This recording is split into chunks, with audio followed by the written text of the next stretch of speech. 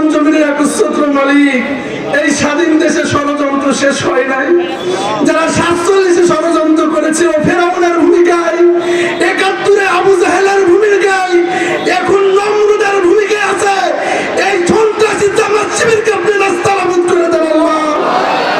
এই ফেরাউন, নমরুদ, আবু জাহেলের উত্তরসূরিদেরকে আমরা বাংলার জমিনে দেখতে চাই না আল্লাহ।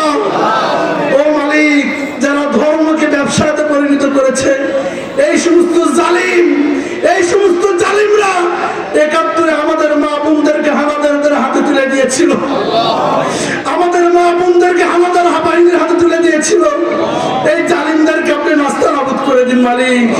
এই জালিমদেরকে আপনি নাস্তানাবুদ করে দিন মালিক। আপনি তো জান্নাত দিবেন ঈমান আর আমলের বিনিময়। আপনি নিজেই তো বলেছেন ইল্লাল্লাযীনা আমানু ওয়া আমিলুস সালিহাত, ঈমান আর আমল থাকলে আপনি জান্নাত দিবেন। তারা ভোটের মাধ্যমে জান্নাত বিক্রি করতে, এটা মুনাফিক, এরা মুনাফিক, এরা মুনাফিক। এই মুনাফিক থেকে, এই মুনাফিকদের থেকে আমাদের দেশ জাতি মুসলমানদেরকে আপনি হেফাজত করুন আল্লাহ।